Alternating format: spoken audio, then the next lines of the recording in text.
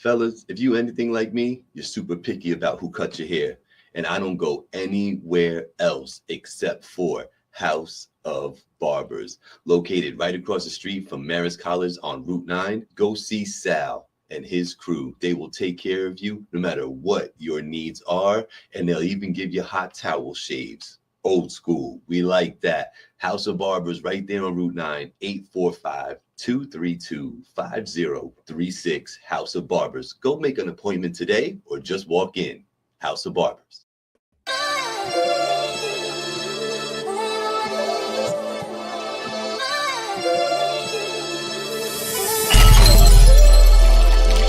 Ooh-wee, it's finally TV, but you don't need cable or sling to see me.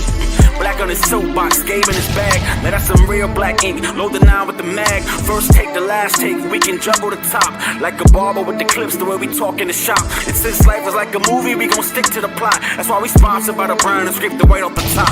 Get it? That means we dope. So I'm money my brothers and sisters to stay woke. And we gon' lace the product with facts and straight jokes. The voice of the valley is here to spread hope. Supports a steep slope. They gon' have to let me cook. I don't know how to stop. From the culture to the music, anything else hot. Catch us every Tuesday once you step in the house. Cause all they really wanna know, what we talking about. I'm out.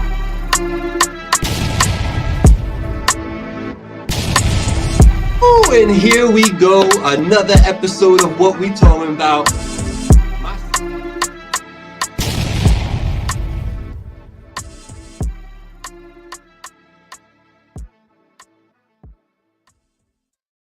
Yes, indeedy. I wrote graffiti on the bus with my name last from the looking glass. I seen her yesterday, but still I had to let her pass.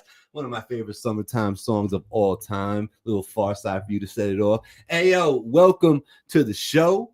It's your boy Gabriel, Finally TV. What we talking about every Tuesday, 7 p.m. As promised, we are here, but we turned into me. See what I'm saying? So, what up, Shad? Yo, Rec Boys in the building. You know what we're going to do on Wednesday at 7 p.m. You just going to click on to In the Studio with the Rec Boys. Yeah, so Black told me last week when I seen him that that was the last show he was going to do. So, that's it. He said he don't like me no more. He's not with it. You know what I'm saying? So, it's cool. You know, like we're going to survive. You know, feelings are hurt. But yeah, man, that's it. He said he was just, you know, he's gonna do his own show. He's and the first 3 shows is gonna be all roasting me, he said. So, you know, tap into that and see what he got to say, you know. And I'm gonna pull up with the congregation though. You know what I'm saying? Black's too big to be just pulling up dolo. You gotta bring the congregation with you. You know what I'm saying? So shout out to him. We still what we talking about, you know what I'm saying? We chilling. So yeah, little different flow today, as you can see, you know what I'm saying? Little different flow. But yo, we're gonna talk about some things. I gotta talk about the Ye video. You know what I'm saying? Gotta talk about the Ye video. Gotta talk about Will Smith. I gotta mention and touch on Erykah Badu. You know what I'm saying? Because Erykah Badu is one of my favorite like people. Not that she's like one of my favorite artists, although you know, she's like her voice is so unique, it's dope. But she's like one of my favorite people just when it comes to like saying things like in pop culture, just the stuff that comes out of her mouth. Erykah Badu is official in that regard. You know what I'm saying? And yeah, man. And what's up with this third term for Trump? Like, why do I get this weird feeling about what's going on right now? And I don't know if y'all been paying attention. Shout out to Monster. He put me on to Project 2025 last year, and then he gave me like this link that you can see the progression of the whole thing. Yo, it's crazy, man. It's crazy out there. So salute to y'all. We're gonna do a little 3 the hard way today. Shout out to Remy Hendricks. He sent me something. I got a guy named Leo V, I believe, right? Got Leo V, and then we got y'all might know because some of y'all tapped in, but some of y'all really ain't tapped in. Some of y'all not tapped in with battle rap. You don't know who Twerk is. Well, I'm gonna put you on the Twerk today. He was on Funk Flex. We're gonna play that, and then you know, that's it. So, you know, as I mentioned, Black let me know that last week was his last show, and he don't fuck with your boy no more. So, when you see him, what I'm saying, just give him dap, give him love like you should, you know what I'm saying? Because like, it's no hard feelings. It's just, you know what I'm saying? Like, like if I see him, I'm gonna give him a pound and a hug, you know what I'm saying? But like, yeah. Yeah. Yeah. Oh. Oh. What's going on, son?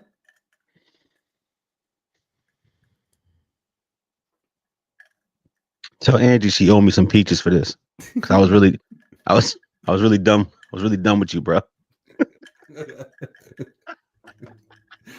Ah! Got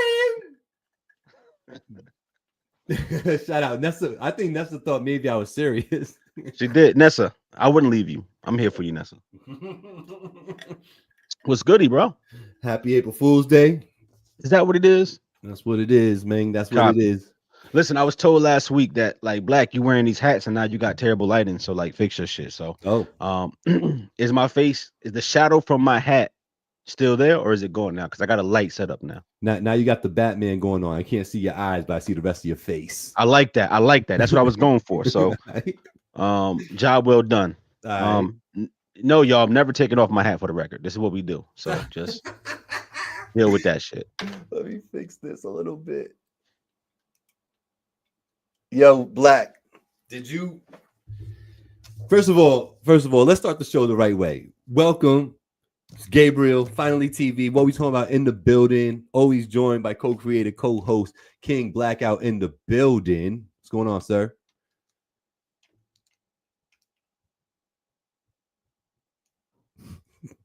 Quitter. Why was you on BPT today?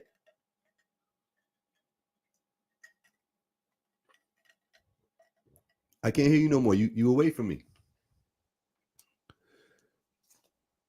What happened? What happened to Blackout Sam? I don't hear you, bruh. Yo, what's going on, party people? Everybody, yo, remember, y'all out in Instagram land. Love you to death. You know what I'm saying? Just remember, I don't always see the comments in there. I'm going to pop in there in a little bit, see what's going on, say what's shaking. But if y'all want to get a part of the conversation and just get into here, yo, we on YouTube and Facebook right now. Look up Finally TV and tap in with us, man. Tap in with us. Hey, what's going on, Bunky? I see Angie in the building. Nessa, Wreck Boy, Shad in the building. What's going on, people? So if you're watching on YouTube, salute to you. If you're watching on Facebook, salute to you. And all y'all on Instagram. Yo, y'all on Instagram, I love y'all. I really do, man. Oh, thank you. I appreciate that, man. Okay. What does that say? King Dare? Kingdom 12? Is that what that says? Yo, my eyes is bad. Yo, hopefully y'all get to 49. You know what I'm saying? Hopefully y'all get to 49. But yo, let me tell you, the eyes, man. Yo, I be doing this stuff, like, and I try not to, I try not to do this in like the in the restaurant with the menu, so I'd rather do one of these, you know what I'm saying? But yo, it's getting bad, yo. Yo, what's going on? We got Mr. Catch Wreck, the other half of In the Studio with the Wreck Boys tomorrow, 7 p.m. in the studio with the Wreck Boys, YouTube, Facebook, Instagram. You back, Black? Let me hear something. Yo, I hear you now. You hear me? Yeah, you good. Yeah, fix your shit, bro. Pay the fucking bills, gang. I'm gonna eat that one right here. I'm gonna take one for the team right here. I appreciate that. You got it. So I was asking you how your how your week's been. Tell the people. Oh, none of their fucking business, of course. Oh, copy. But I will tell them about your Saturday afternoon, evening. Yo, I appreciate how you just roll with the put. Let me tell y'all something. All right, hold up. I'm gonna let you tell your story too. Let me tell y'all something.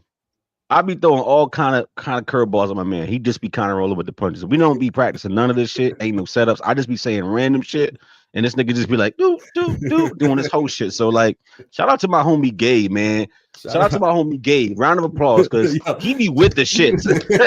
We be potting, bro. we be fucking potting. You know what I'm saying? Yeah, yeah. You don't be telling me when it's coming, so I gotta stay on my toes. He just be on it. I ain't gonna hold you. He really good because I'm hard to work with. You know what I mean? So, bro. Saturday, you know what happened? We went out to Drumline Studios for the producer synergy event. Yeah. What did you think about that, brother?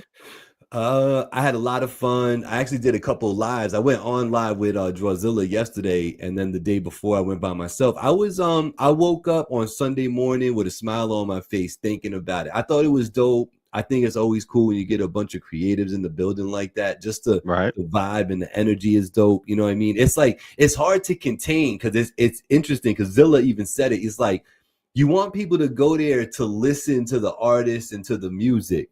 But at the same time, the reason you're doing that is so that you create like a network and people get to chatting and like, you know, they start working together. So it's almost like, shut up, sort of listen to this and then get back to that. You know what I'm saying? It's like, you got to play that game in there. So the energy's way high. I think it's dope the way Zilla does. He has a full bar. He had it catered with food in a timely manner with all the utensils and everything. I mean, does he have a full bar, or do we bring the bar with us? Well, I'll say there's a bar there available, and you're welcome to fill it in, because I definitely brought my own Captain Morgan. You saw that. I see you bring the Douce. Yeah. And I brought the party bottle. You know what I mean? I hold it down. No, I didn't. I just bought a little bit for me. That's all I did. And then I ended up leaving my bottle there. Shout out to Drawzilla. He's up a bottle right now. As you should. I think every time I leave there, he leave up like a bottle or two. So it's blessed. Yeah. What did you think of Producer Synergy? No, it was good, man. It was good. A couple new people, which is always a good time. Where I like to go. I left the aux alone. You know what I mean? Trying to let other motherfuckers live. And I heard some good shit. But like, this ain't the free Producer Synergy breakdown. It was a good event though. So I would say that anybody in the area who's into music, the next time my brother put on an event, reach out to him and pull up yourself and see what the vibes is about, because it is a good time if you are a fan of music. Absolutely. And then you run into people like me, you know what I'm saying? So, you know, because I'm in the building. I rock with Drawzilla. Shout out to Drumline Studios. He says he's going to absolutely do another one. And we'll revisit this a few times on Finally TV, because what I got out of that was basically a bunch of follows and like 4 or 5 interviews to do. So like, you know, I'm gonna be busy, and y'all keep hearing about this Producer Synergy as we move forward. Check for the next one. So I don't know if you caught it, but I did a new commercial for our sponsor, House of Barbers. Wanted to shout them out real quick. You know, House of Barbers, they them ones out there across the street from Marist College on Route 9. Any type of hairstyle you got, go and check my peoples out at House of Barbers. Then, you know, I did not catch that, brother, because I was not on the internet when you I got you. We gonna run that back. We gonna run that back. Shout out to All Creek, all them concrete needs. Come on, man. You already know All Creek. But the commercial that I did, hold on. It's fire. It's fire. Hold on. What? Let me show you. Fellas, if you anything like me, you're super picky about who cuts your hair. And I don't go anywhere else except for House of Barbers, located right across the street from Marist. You know what I'm saying, son? Yo, who was that semi-handsome brother doing that promo like that? Who was that? Who was that guy? Who was that guy? You know what I'm saying? Man. That's what's up, bro. Yeah, man. So shout out House of Barbers, man. We appreciate you. Chill. Man. Yo. So yeah, what you got lined up? I know I didn't get to talk to you beforehand. Yeah. But you know, I got my swerve topic as always. So whenever you want me to throw that swerve in there, let me know. I would like to do something a little unique to the show. I don't know if you're down with it. You can shut it down on the air. We're actually gonna have a show brainstorm on the air. Okay. Go ahead. I wanna play this Kanye interview and break it down live right now. You want us to commentate on it? You want us to be muted? That's what you're saying. I want to play this joint. So you want us to be muted? You think we're gonna get muted? Yes. Was it a monetized interview? Nah, because because a bunch of people ripped it. So the one that I got is like 235 subs on it. Yeah, that's not my question. So was the interview monetized? Uh, Who did the interview and did they upload it to their YouTube? Academics did it, and I Yeah, don't know. draw. Yeah, and it was monetized. So now I don't want to do that one. Man, listen, all right, so let's talk about it. Did you watch it? I did not watch it. Oh my God. Yeah, I did not watch it. Today Sorry, was bro. the day, bro. Today was the day we needed a half hour before the show. I was here too. Normally you be late. I'd be sitting here in the lobby waiting and hanging out for your ass. You know what I mean? Yeah. But I was Yeah. supposed to be at the crib today, if you remember. Well, see, I remember, and that's why I decided to live my life.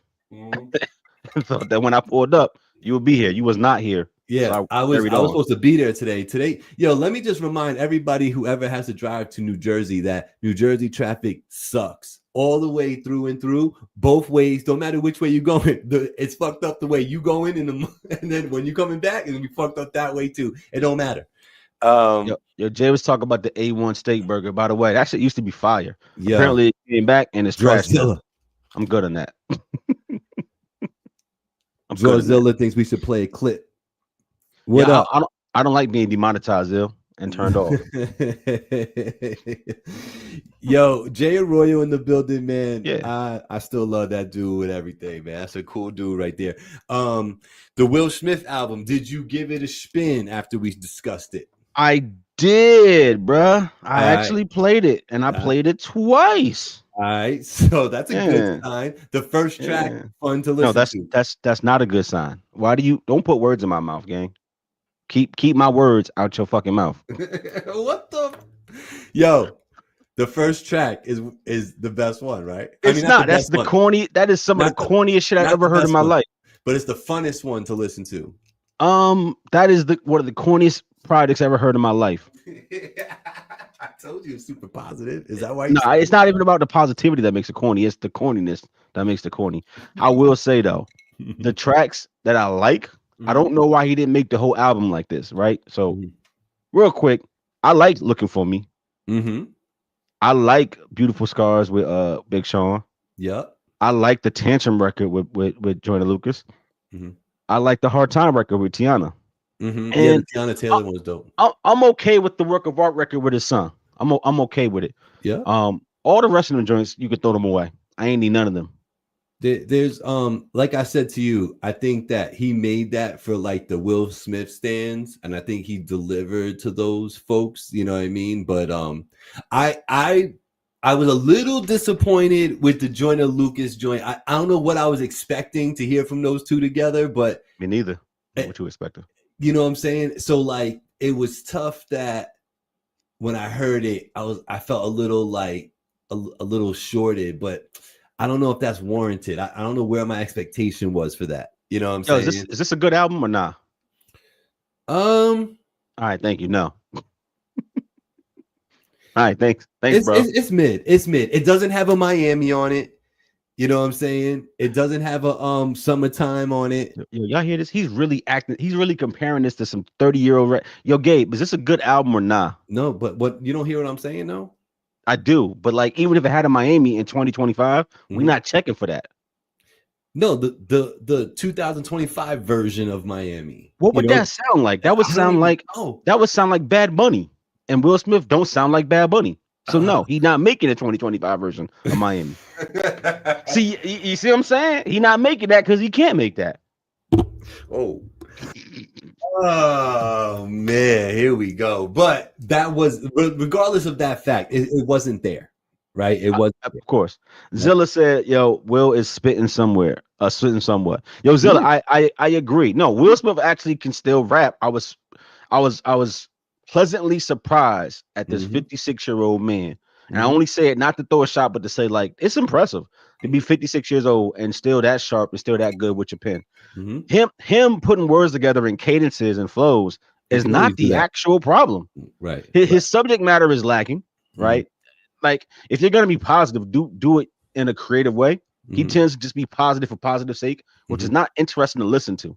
The records where he just kind of raps, like the joint with the Trauma joint, I like the Trauma joint. I like the cadences, I like the flows, I like the beat, I like how it's put together. I like the joint with Big Sean. That record's still a little cheesy, but Sean makes it not cheesy for me. So like the rap records, that sound like rap, I actually like. It's the other 8 songs on the album that's like, please, bro. You know what I mean? I could see that. I could totally see that. It's nice to see that he's in tune enough to know where like an appropriate feature for him, who those look like. You know what I'm saying? I think Big Sean and Joyner Lucas and Tiana Taylor were perfect fits to be on a Will Smith project. You know what I'm saying? Like he like Kodak Black is not on a Will Smith. You know what I'm trying to say? Like I needed that though, by the way.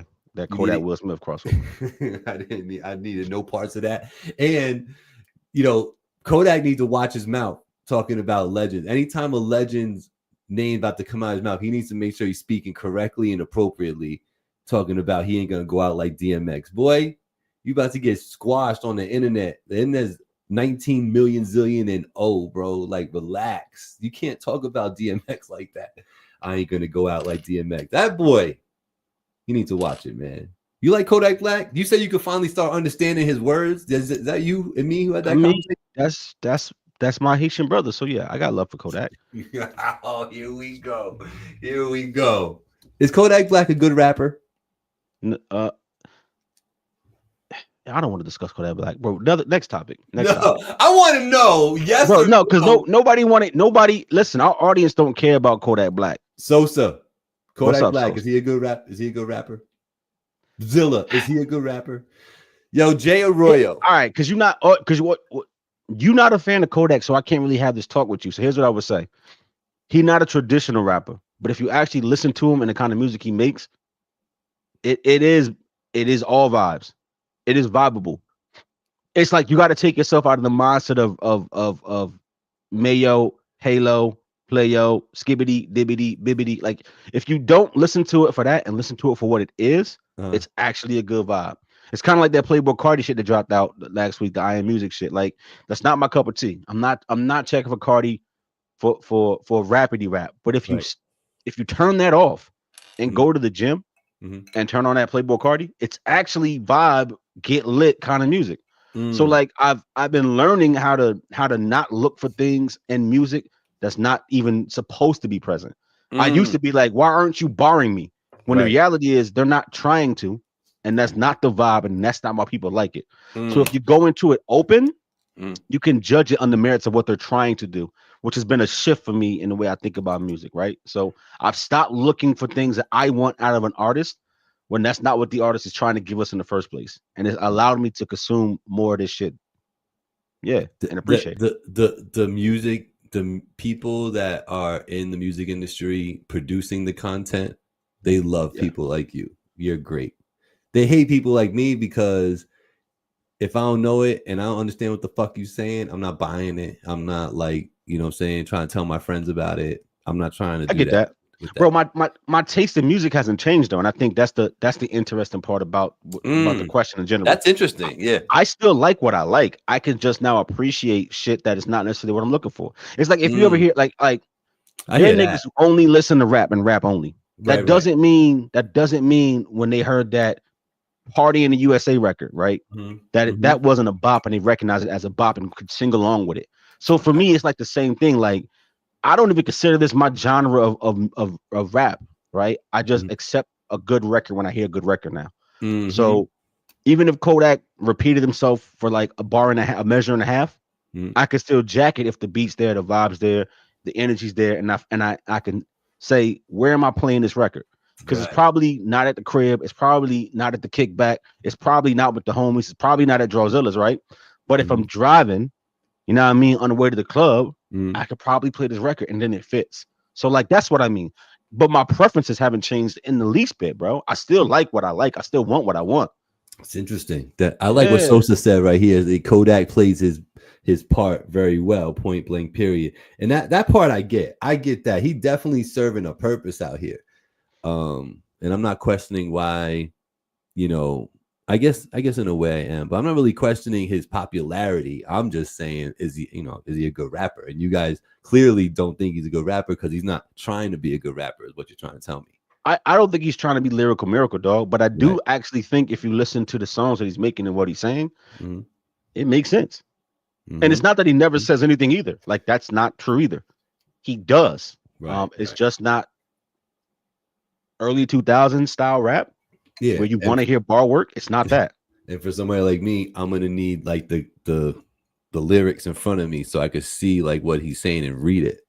But that's Zilla said, we have to understand the new generation of young people have a different lingo like we did. Yeah. Yo, Zill, I hear that, but like the problem with the artists for me ain't even the lingo. Like I'm not disassociated with you're not lost in what they're saying because of like how they're saying it, right? I'm outside still. So like I'm very much in tune with what they mean and what they're talking about and what they're throwing in there. It's also like I don't like let's take Playboy Cardi as an example. I'm not into the trance music, like the fucking trippy noise for noise sake. Like some of these records on this project, they're not what you would consider traditional rap. And literally, he has a record. What's that record that he has? It's not with Travis Scott. It's like a 2-minute record, and the first minute, and it is with Travis Scott. The first minute of and a half of the record is him saying the same words over and over again, like the same 6 words. He just keeps repeating himself for 80% of the record. All right. The beat doesn't change. It just builds up over a minute and a half. In the last 30 seconds is like a Travis Scott verse, and then the song's over. But why? Right. It's not traditional rap. That's not what I'm checking for. That shit sound like noise. Right. But if I'm at the hookah bar, you see what I mean? And I'm blowing the hookah and I'm having listen, are not sponsors right here. Pure White. Right. That could go. It works in that setting, and that's what I'm saying. And maybe just what it is for me is that I think the 22-year-olds are in that mindset way more than I'm in that mindset today. They might be in that mindset 8 hours a day now because of how their life is, and I'm in that mindset 20 minutes a day.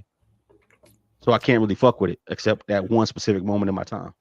Yeah, no, I get that. I don't know. It's weird out here with those type of artists. But anyway, now that we went off on a nice tangent about that, talking about Kodak Black. Shout out young Kodak. He do need help though, but we're gonna leave that right there. He need help like Kanye need help. He needs different help than Kanye. No, what I mean is like there's an issue there. Oh, yeah. That needs to be addressed. Like Kanye, Absolutely. Part of it is him saying what he wants to say, but part of it is that he's probably really bipolar, right, or some other shit, right? Like he has a real issue that needs to be addressed. I think Kodak has a real issue too. That could be drug abuse for all I know. I don't know what it is, but it is a real issue there. The way it reads, like from the outside looking in, for somebody like me, and I'm like looking at Hip Hop DX and just like watching YouTube clips and all that. The way it seemed like to me is that it is more of a drug induced type of stupor that this dude be in. That he's aware of, but he feels like he's in control of it, like he's ahead of it. That's the vibe I get with all that. Let me ask you this, because I know you were a DMX fan. How do you view his passing? Like, when you think about how he passed, do you look at it like, oh, like he's like an overdose, like a drug problem like how do you reconcile in your mind the passing of DMX? I don't. You don't. Yeah, I don't. What's the purpose of that? What's the purpose of me trying to extrapolate the cause and the reason behind this man's death? Like, I'm a fan. It's just tragic. I'm a fan of DMX, but I'm not his family. I'm not his kid. Right. You know what I'm saying? I'm not the ones that was sitting with him all. I'm not doing that. That's not for me to say. Right. I look at it. Yeah, of course. I don't think he should have passed away at 50, but he did, and I just take it for what it is.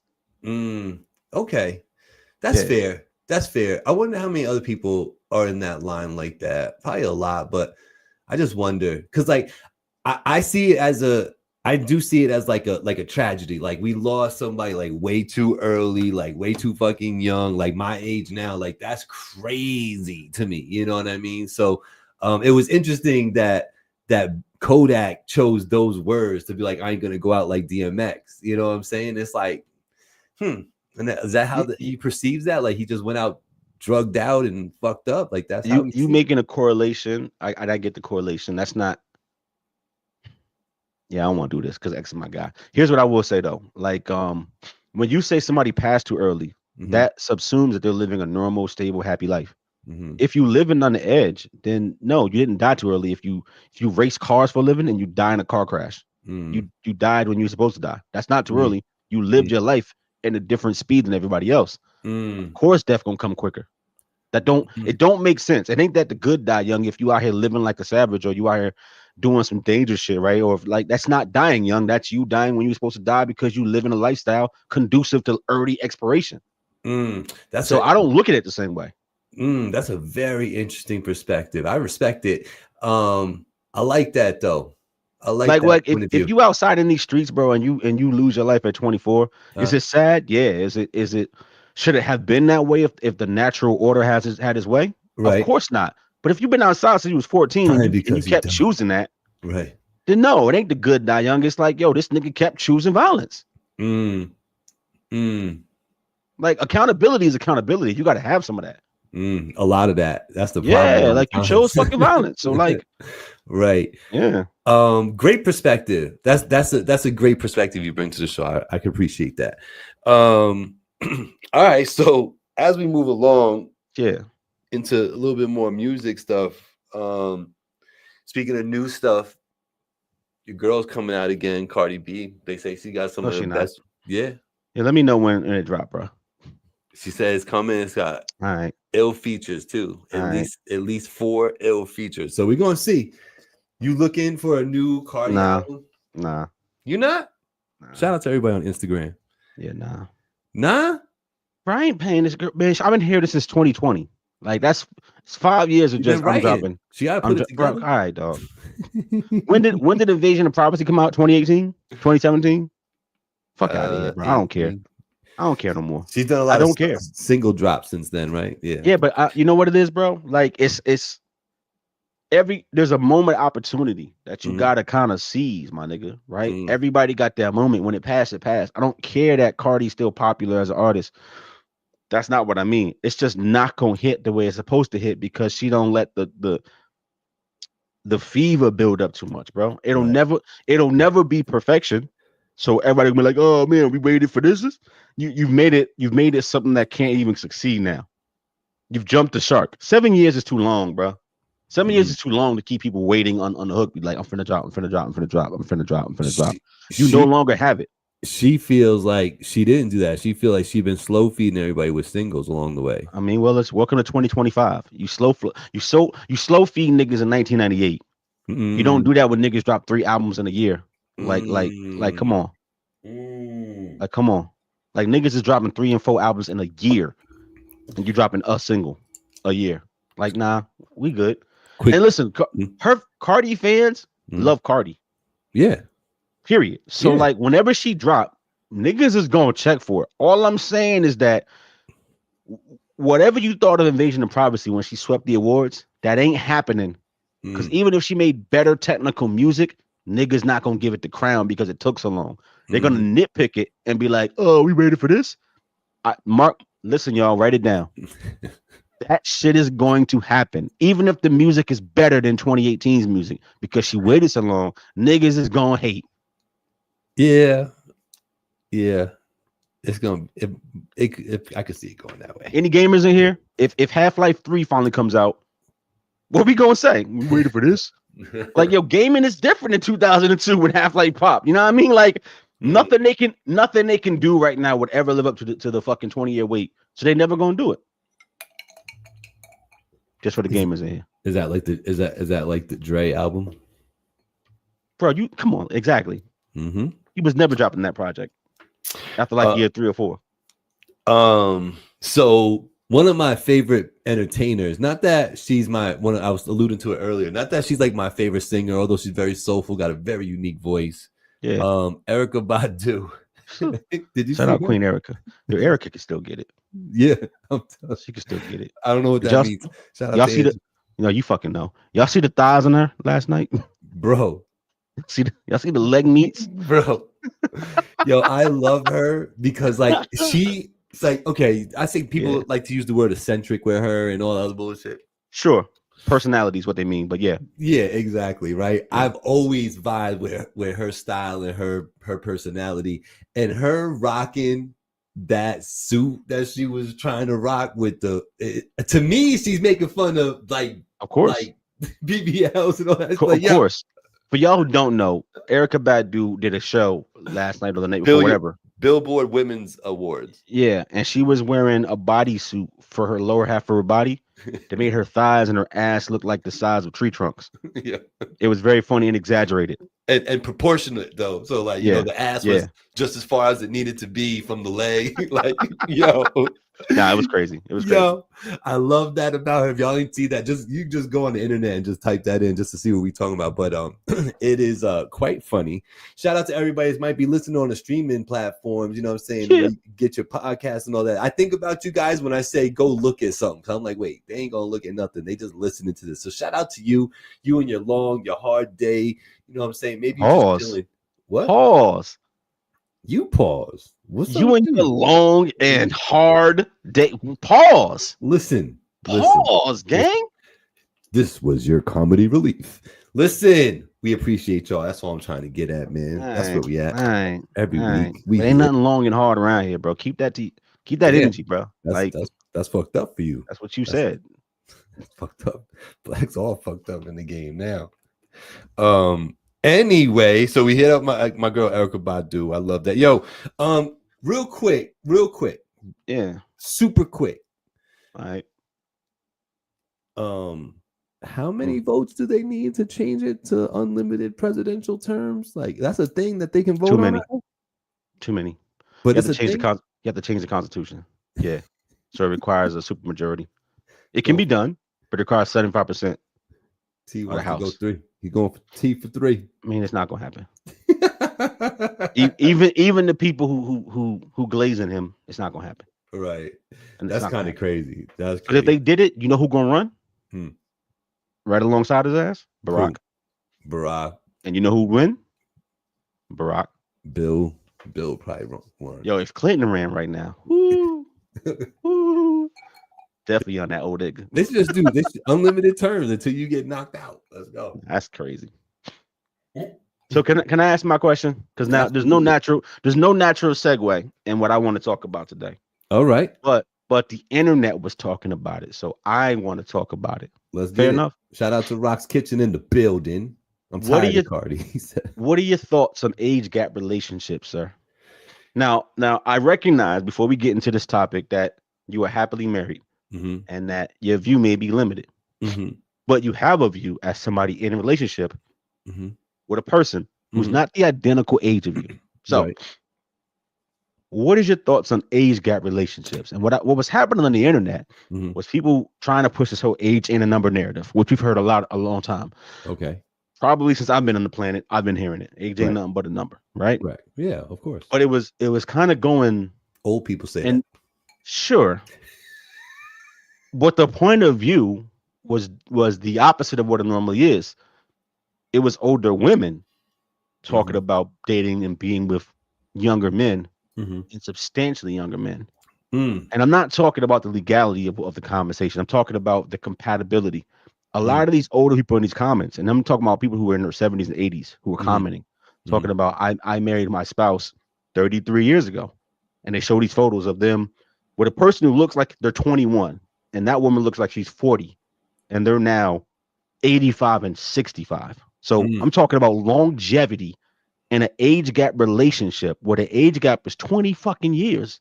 Do you believe that you can find compatibility with somebody so different because 20 years is a generation, 15 years is a generation. So 20 years almost is 15 years is a generation. So 20 is a true, like that's a fucking gap. You think you can actually find your partner, your soulmate 20 years from you? That's a big gap. Evidently, yes, right? Sure, but I mean, what is it a meaning? I guess my thought process with the question, Gabe, is the compatibility there, or is there a preference there that aligns up? Meaning, like, all right, I'm an older person, I like younger people. So for me, that aligns with what I like. And as a younger person, I like a more mature partner. So I like that. It's not that we like the same music or the same videos or the same culture, or we both like fucking hiking and I can still hike. And then you can also hike if you, I don't know, use a hover round or some shit. Like I don't think it's shared experiences, right? So is it just preference in the age gap or the dynamic? I'm trying to understand, like, if you're 50, Gabe, and your partner is 30, okay, I can kind of see it if y'all get together at that age, because y'all both kind of know what you want. And at 50, you can still look 40. You know what I'm saying? But if you found your partner at 21 and you're 42, what is y'all really clicking on?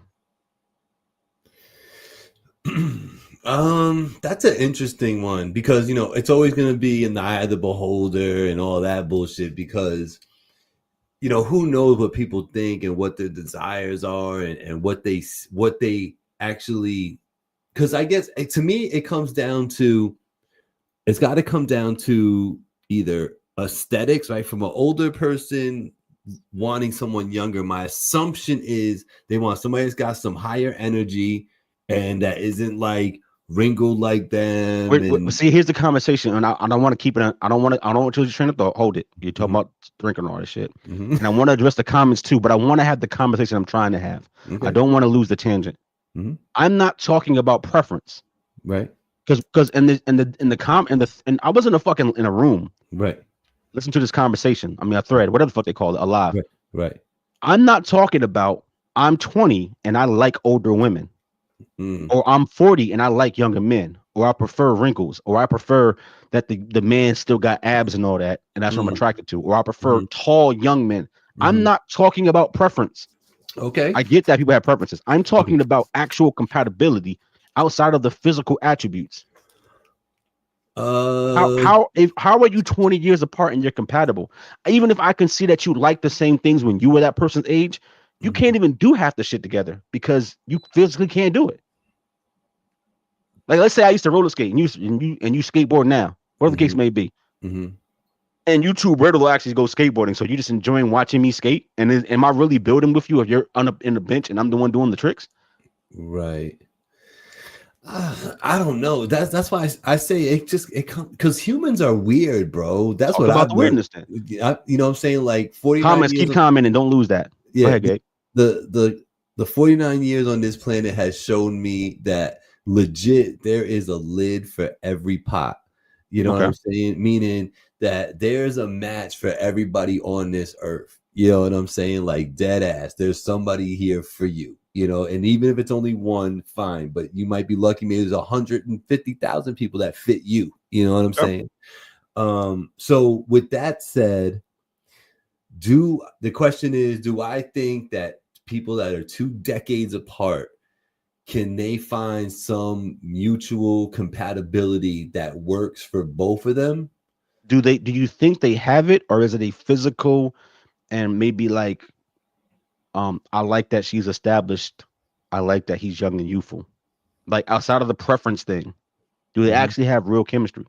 Like, what would draw you to a partner if you're both 22 years old? Like if I'm a painter, and this other person B is a painter as well, but they're 20 years, from my age, we could probably vibe out on some painting talk, what I'm saying? And then from there, it's gonna build from there. You know what I'm saying? Oh, you like blue? Oh, I like blue too. You know what I'm saying? Like whatever, however that works, you know what I'm saying? But once you find that common ground, I feel like there's other common ground to be found. Now it's just you've laid the path that you two can now conversate, and you're gonna spend time with each other. You're gonna figure out what you're really compatible at, what you guys really like together. I love scary movies. I love rock and roll. You know what I'm saying? Because music doesn't have an age on it, right? Because I'm here. To an extent, yeah.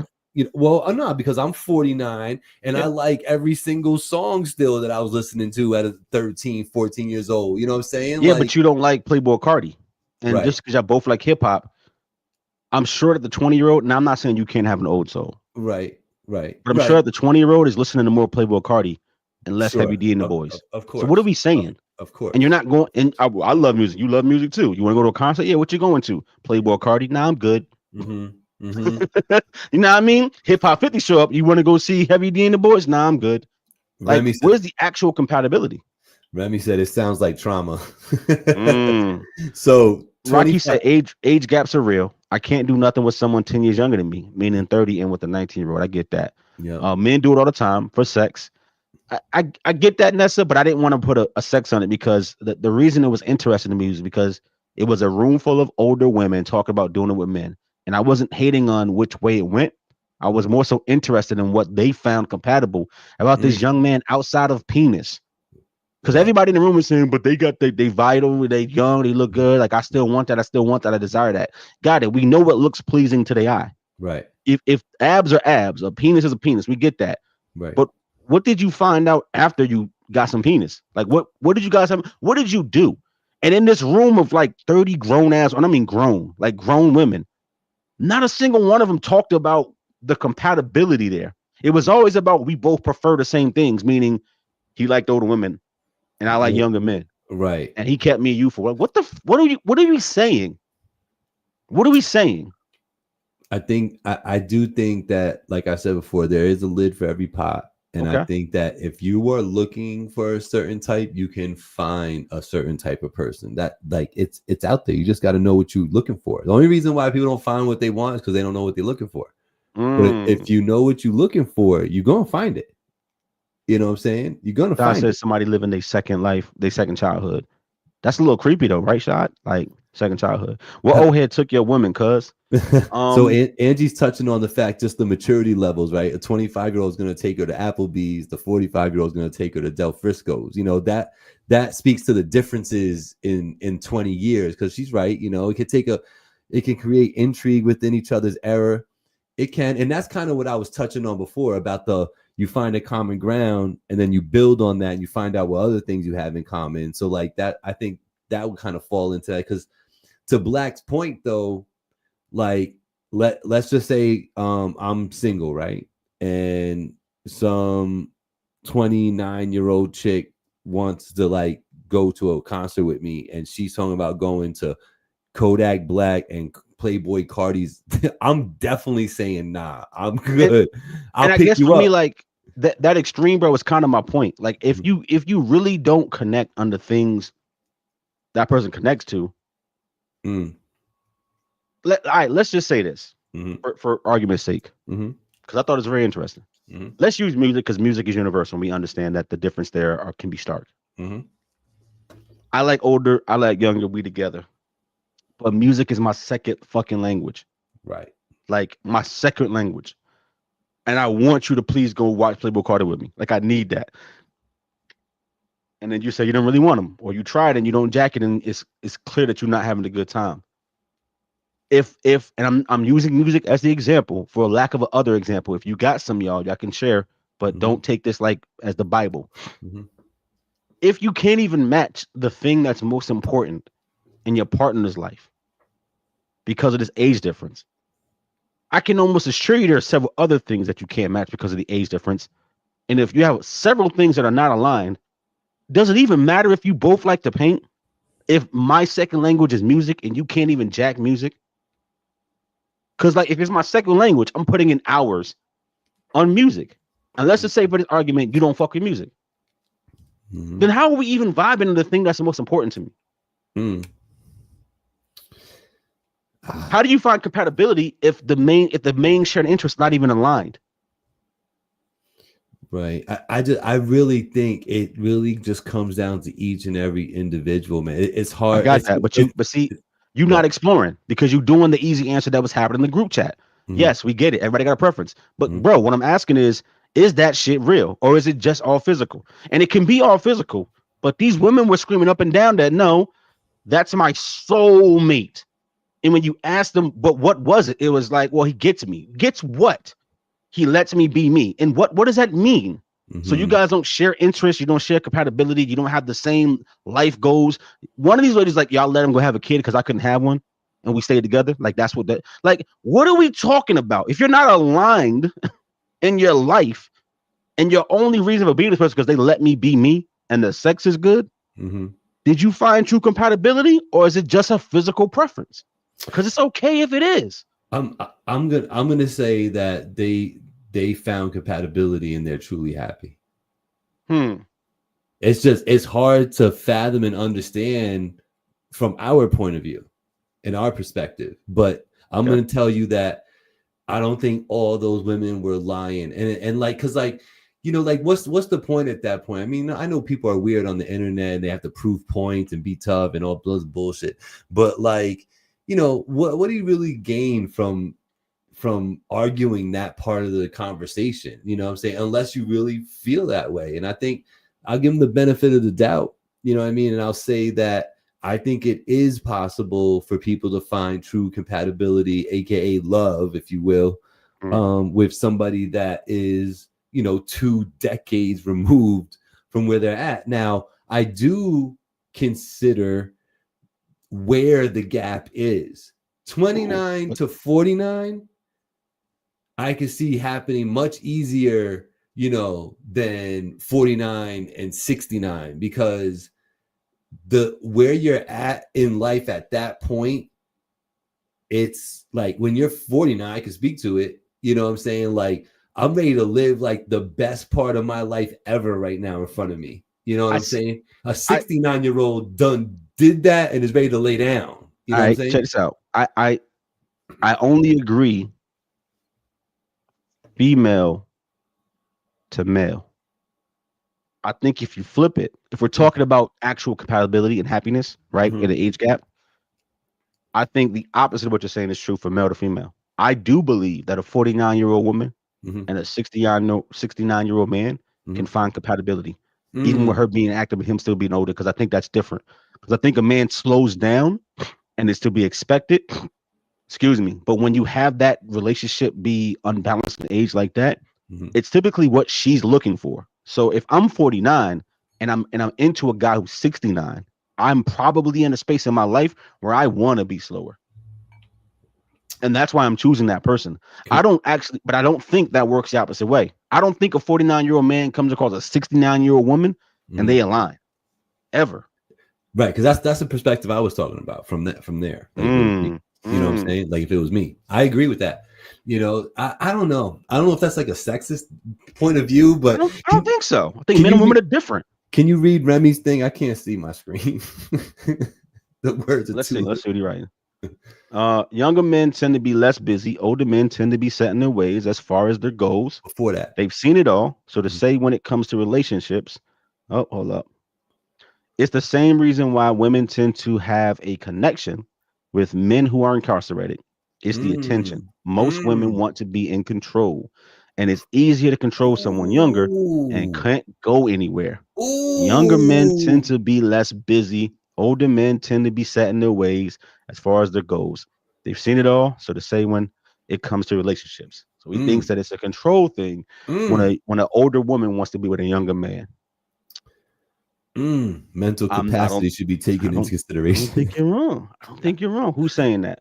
Angie. Oh. All right. Listen, I just, not to beat the point, I thought it was interesting in this room. A bunch of people trying to convince other people that the relationships were meaningful and real and legit, and showing these pictures and these time-lapse photos and all that stuff. And I mean, I use 20 years old as a talking point.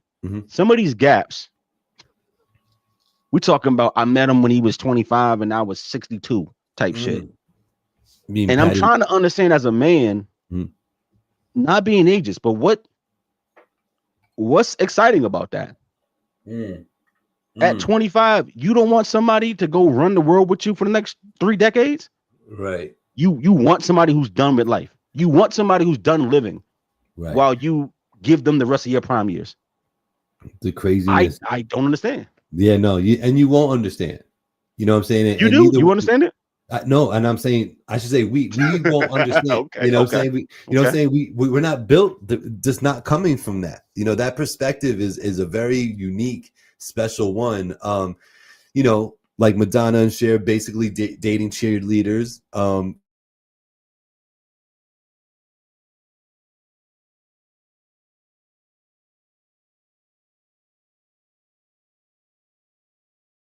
Rock says, I don't think it's the same conversation. It's very different from if I'm 50 and I get with a 20-year-old girl, as opposed to I'm 70 and she's 40.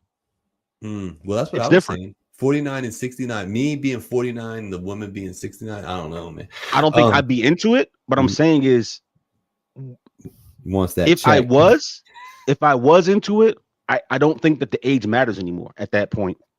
When you're 49, Gabe, I don't care if your partner is 89.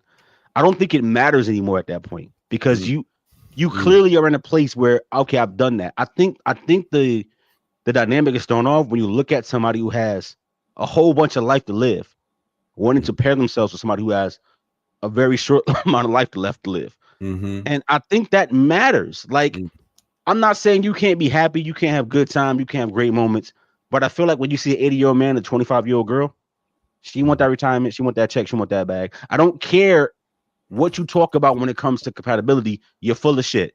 You are full of shit. An 80-year-old man is not sexually gratifying a 25-year-old in her prime woman, right? Who's turning. It's not happening. On no pills, none of that shit. It's not happening. Nor do she want to stay in the crib, bed nursing an 80-year-old man. She just want him to pass on. And once again, if that's what the move is, just say that. It's the justification I don't understand.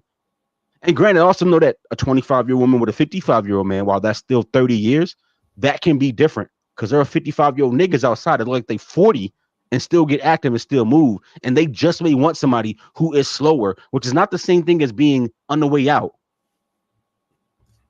You see what I'm saying? They might want somebody who's slower or who's more mature or who treats them a certain kind of way. I can understand those things. I still don't think y'all compatible. I think you like the fact that he's nice to you and he's financially secure and can take care of you. And or that's not even rich. I'm saying financially secure, just meaning that he doesn't have to worry about money. He's not rich, but he can pay his bills. He got a car, he got a house. You like those things. You like the stability. Cool. I don't think you guys are fucking compatible. I don't think you like the same shit. I don't think you like to do the same shit. Unless it's some rich nigga shit. We like to go to the beach. You like to ride on his boat. Get the fuck out of here. Get out of here. I know you've been married a long time, dog, so maybe this is a hard conversation for you.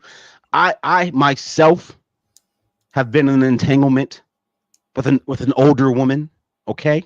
That happened before. 14 years. Did you have fun? Exactly. I wasn't trying to wife. Wasn't trying to wife. We wasn't compatible in that way. Copy. Shout out Angie, man. Talk about it, bro. Shout out to, how about 20 years in September for me and Angie? Shout out to the queen. Yeah, y'all been together forever. It's a long time, man. So listen. Talk about it. No. What was you gonna say? Nothing. Nah, I'm good. Listen, nobody took my girl. Nothing weird happened. I just really heard it in the room, and I thought it was an interesting combo. And I was interested to see older women be the ones having the conversation about why they want to be younger men. But I also didn't hear a single good reason in that room. That doesn't mean that none exist, but none of these older women could articulate anything outside of I like them young. He let me be me. We have good sexual chemistry. I do believe that there's young niggas that want to knock off older women. Sure. That ain't the same thing as we liked each other. We both finger paint together. The way we raise kids is fucking dope. I don't know. We're both into astrology. Like nobody said nothing about shared interest. Right. I don't know how you date somebody who likes nothing that you like. Like what? And what are you dating? Or are you just fucking all the time? And that's cool too. Then just say that. We like to fuck. God for 30 years we've been fucking. You know, you bring up a good point because that's why I went there with my perspective about the finding common ground and then building on it. You know what I'm saying? That because you would think that comment board would have been filled with different interests and likes and 30 years, Gabe. He showed me axe throwing. Yes, 30 years, my guy. You would have said something about he made me like the Giants. Something, bro. Not one comment said, I don't know. We both like planting in the garden. I never saw that. It was always about the person being accepting of them and their limitations and how they accommodate each other, which is what I thought it sounded like, an accommodation, because you go prefer physically what you're getting out of it, not because you liked each other. Angie being a smart ass, talking about what you doing in these rooms with these people.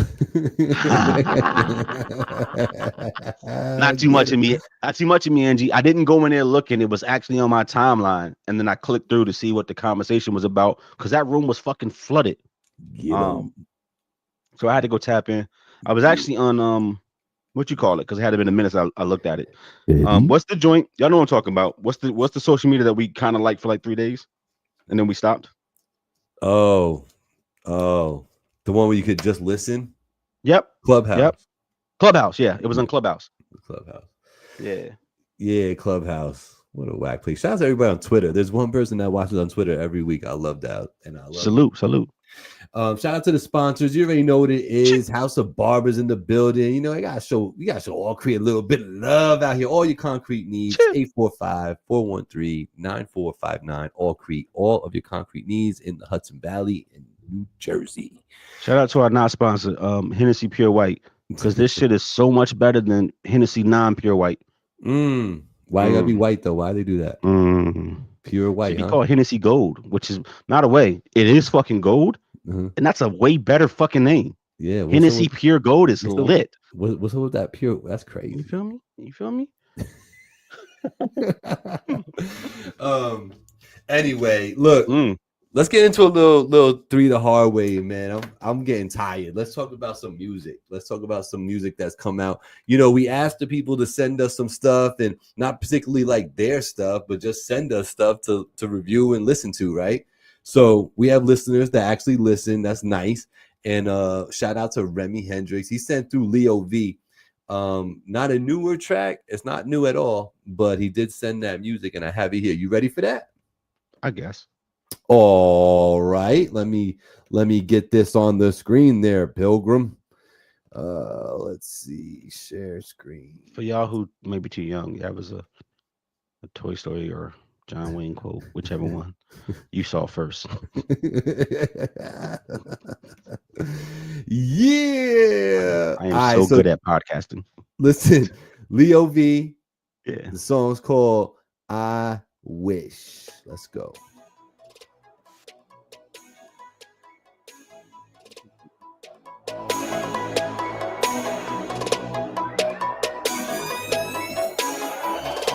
Leo V. I wish it wasn't love. I wish there was no love. I wish it wasn't love. I wish there was no love. The game's so cold. Let me all alone. Now my baby's gone, and I wish it was in love. I just want it like it was. How could you say what you said to me? Why do I pray and beg you not to leave? We have a family, and you walking out, and I still want you here. This just can't be what life about. Hush your mouth. I don't wanna hear no more about how your love faded. All those tears you felt you wasted, and all those lies that left you jaded. I never really knew what I did until that day you left. Nah, nigga, just want you here, but I'm all by myself. When there's nothing left, no one to blame, that shit hurt. When you feeling strong and hers ain't the same, that shit worse. You don't throw the towel in on the marriage, it take work. And if the love is really damn, they ain't shit you can't make work. Big picture shit, who I share my picture with. Couldn't really picture shit. Damn, I should've picked me a different bitch. Or straightened up. I ain't do my part. But when the love is real, it don't never leave your heart.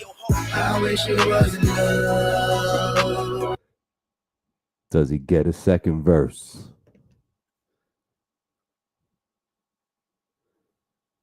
Blackout. Unmute your shit. bro. This is you. You the DJ. Go ahead. Why you stopping in the middle of the song? You know I want to mean? know if he gets a second verse. You playing it, ain't you?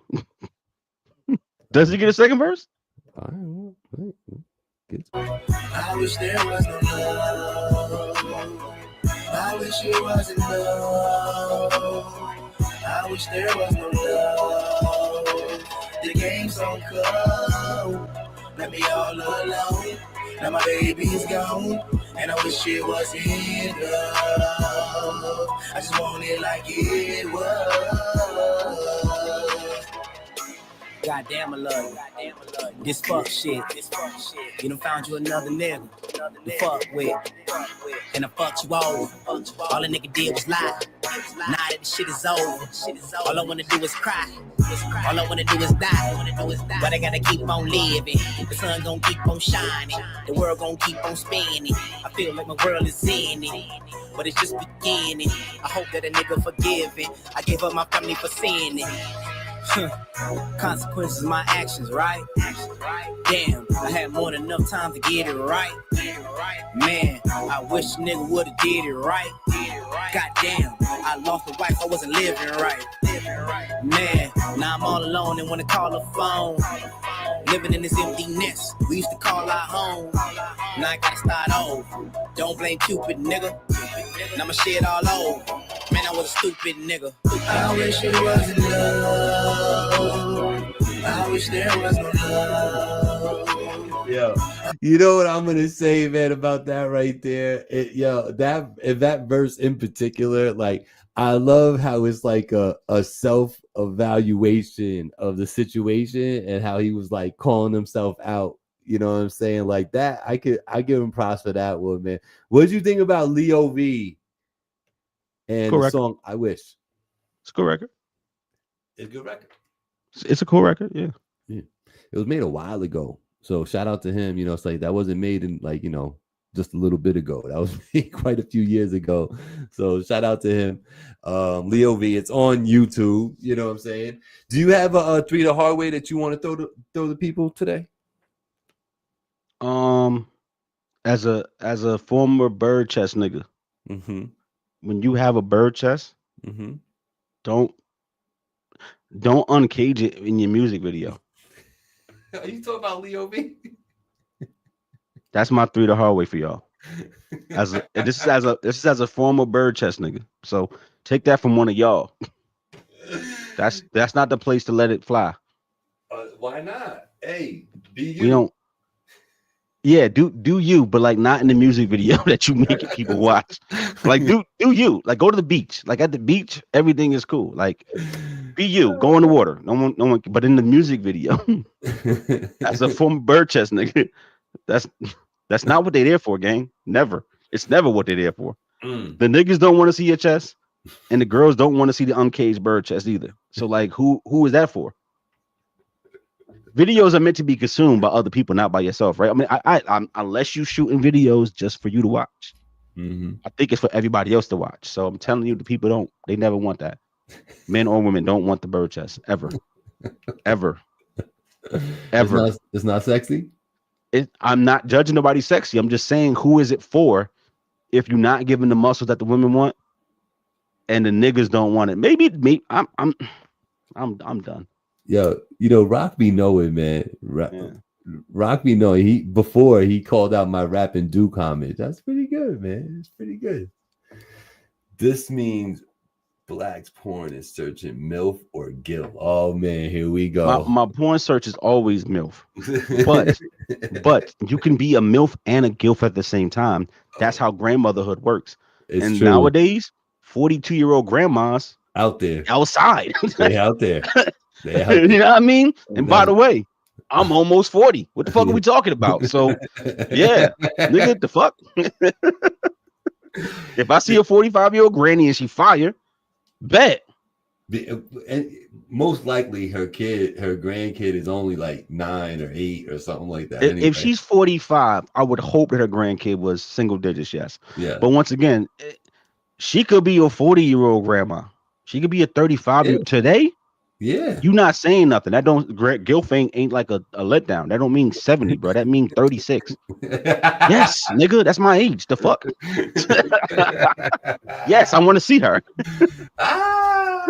Let me ask you this: since you know you not that you closing out the decade of the 30s, you know you got a little bit of time, but like yeah.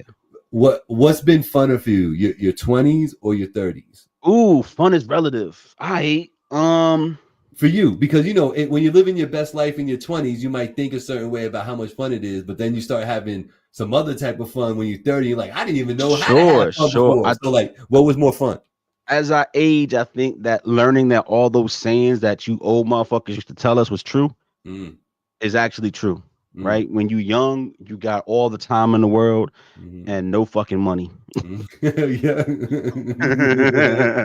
you got the physical ability to go get active. And no fucking money, right? And once you hit that mid-career kind of cycle, kind of where I'm hitting at, right? You've got money, and you still healthy enough to go get active, but you ain't got the time to do shit, right? And then when you older, what I'm hearing is that you're gonna have, if you save, you're good with your finances. You're gonna have some money, and you're gonna have that time again. But now physically, you can't get active. So apparently in your life, you never gonna have all three unless you hit the lottery, unless you LeBron James, right? So when you say fun, I would say it's been different. I would say that life has been following that trajectory. I had a blast in my 20s, but I was also poor. So like the fun was relative. And the things that used to make sense at 23 for fun don't make sense in my 30s. It's not fun anymore. Right? I used to could get a chopped cheese in a quart of water and sit on a stoop and blow an L and eat the chopped cheese with my homies. And that was actually fun to me. Right. Like that could be 4 hours. Right. That sounds like work now. I don't want to sit on a stoop for 4 hours. Like it's like, bro, it's cold. Look, it's cold outside. Can we sit inside by the fireplace? Like you still drinking quarter waters, gang? I got some vitamin water in the fridge. The fuck? So like, you're just talking about the graduation is what you're talking about. Some of that, right? But at the same time, it's just like, yeah, I'm not poor no more. I ain't rich, but I'm not poor no more. Right. And I'm still relatively healthy, but I'd be busy as fuck. And it's like, it's damn near annoying, bro, to be like, I got all this opportunity and I don't have the time to seize it because I'm almost a slave to the bills, right? So that's what it's been. I wouldn't say more fun. It's been different fun. I've traveled more. I traveled when I was younger, but I couldn't enjoy myself. You know what I'm saying? In South Korea, I didn't have any fun. I was at a base. You know what I'm saying? Couldn't have no fucking fun. I was still poor. So I've traveled more. I've done more fun stuff, but I've also had more trauma. I've had more drama. I've had heartbreak. I've had life-changing shit that happens to you when you hit your 30s. So it's different. So you got to take the good with the bad. So it's been interesting, bro. But I do think that the thing that stands out is that as you age, that triumphant, you never have all three lined up unless you rich at 12. And by the time you're 25, you got time, you got energy, and you got a bag. Like it's not for most of us. We don't get it that way. Nah. And if you're rich at 12, you probably didn't have your childhood. So you're trying to do like little kids shit in your teenage years. Michael Jackson. So you can't win, man. We can't I appreciate the question though, but what about you, right? So as somebody who's knocking at a whole different phase in life you about to enter, and maybe you don't look at it that way, so I don't want to put words in your mouth. Do you feel like you transitioned into the next part of your life, or you feel like you're still within the same chapter for the next few years? And what have you learned? Because that's a big age. Yeah. And like for me, one day I turned around and I was big bro when I used to be just bro, and then I used to be little bro, and it just happened, and I feel like I didn't get a chance to adjust to it. So how do you feel about that? Soon you're gonna get the OG. Yeah. For me, like I think about turning 50 and my current mindset and like what I think about and what I give priority to and all that stuff. And I don't really see it changing too much. Like for me personally, I think I'm in a phase where I'm only kind of like midway through this phase. You know what I'm saying? Like I'm at that point where I'm okay saying, most nights I'm sleeping by 10, and going out late and staying out till 1, 2 in the morning, just that ain't me no more. You know what I'm saying? Like sure. I'm okay with those things. Like it doesn't, if you judge me for that, then it's just saying more about you than me. You know what I'm saying? But that's one aspect I think everybody kind of picks on, right? That's why I didn't go like the going out route. Like remove that from this conversation, right? Because I am more interested in your perspective, right? I think that age, you said you feel like you got a few more years in this kind of phase in your life. So what has been an adjustment? So let's acknowledge that, okay, going out and being in that spot and that place and that energy ain't even your vibe anyway. So that's cool. What has changed for you? What's changed is the outlook on the future, because what used to be very distant, right? So when I'm starting in the corporate world and I'm in my 20s and they're telling me to start this 401k, I'm like, you're gonna do money to do what? Huh? And what's pre-tax mean? You know what I'm saying? Like all that, and so the outlook on the future at that point is you're just thinking about the next couple of years. I'm gonna try to get this whip. I'm gonna try to get this, apartment or whatever I'm trying to do at the time. Right now, it's shifted to solidifying making sure that my future is gonna be comfortable, right? Because I think that's what we look for, is just to be comfortable, not have to stress too much. You see older folk like really stressed out at times, and sometimes it breaks my heart when I see like older people working like in jobs that you really clearly shouldn't be in. Yeah, you shouldn't be in this role. Yeah. And it's cool when you find out, boy, I just do this to get out the house. You crazy. You know what I'm saying? I'll walk out here right now. So like that situation, okay, cool. But it is heartbreaking when I learned that, oh, they gotta work. They gotta do this. You know what I'm saying? That part to me is like, now, like before it didn't matter. Now when I see that, I'm like, yo, see, that's another notch on the belt that says I gotta make sure I keep my eyes on the prize. You know what I'm saying? So I don't have to end up doing that. Not that there's something wrong with it. There's nothing wrong with it. It's just I don't want that for me. Do you feel like, two questions, and one of them you don't got to expound, but I am curious as to the outlook. Yeah. And the second one is more of a real question. So I'll ask the second one first. Do you feel like you already had a midlife crisis?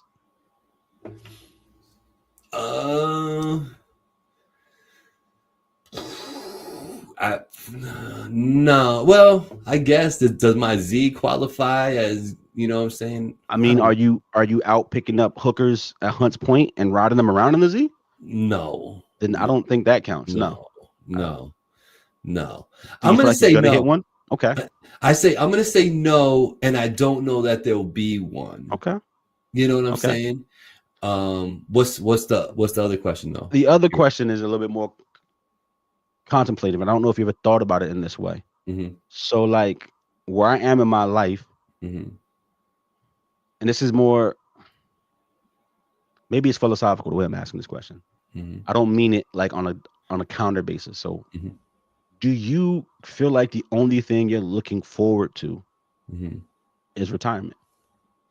Like we talk about that grind when you're younger and these milestones you want to hit, right? If you want a family, you want to get a family. If you want to buy a house, you want to buy a house. If you're looking to own your first car, you want to do that. You want to buy some property. It's these things you're trying to hit, these checklist items. And I feel like as you get up and up and up, if you do accomplish those things, where you are in your life, do you feel like the only thing you're looking forward to now is retirement? Or is there something else there that you're looking to fill that space? Outside of comfort, outside of like being with your wife, is there another goal that you're trying to reach? And I don't mean goal like low. I mean like in life, like life goal. Because I had been noticing that for me. The reason I asked the question is because those milestones I'm looking forward to, those things, it's fewer and fewer. And I don't consider myself old. I'm probably right in the middle of my timeline on this earth, if I'm being honest, right? I'm probably right dead center. So it has made me start thinking about my life and being more retrospective in how I look at things. But also it's making me look at my future and the things that are still important to me, the things I want to still get out of this life. So I've done a lot already in my time on the planet. So there's some things I still want to see, I still want to do, but it's not the same like as if I've never traveled before, or if I've never had this experience before, or if I don't own my home. You know what I mean? It's different. So how do you feel at your age? Do you feel like it's just waiting? Well, like Angie's saying, you get to a point, and you may have gotten there already because you work really hard.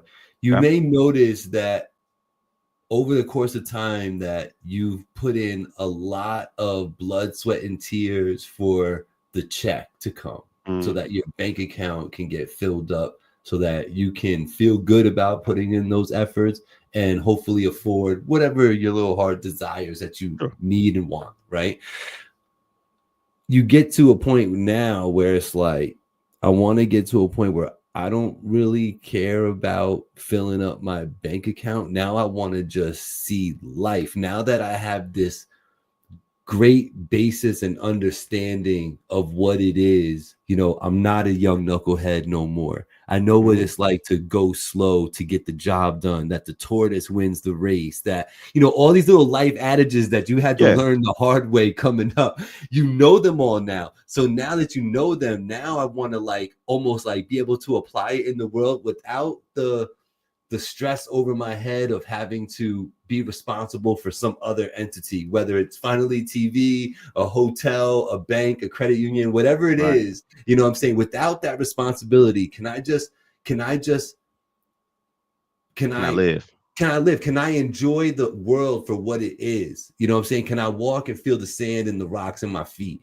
You know what I'm saying? Like, can I walk that way?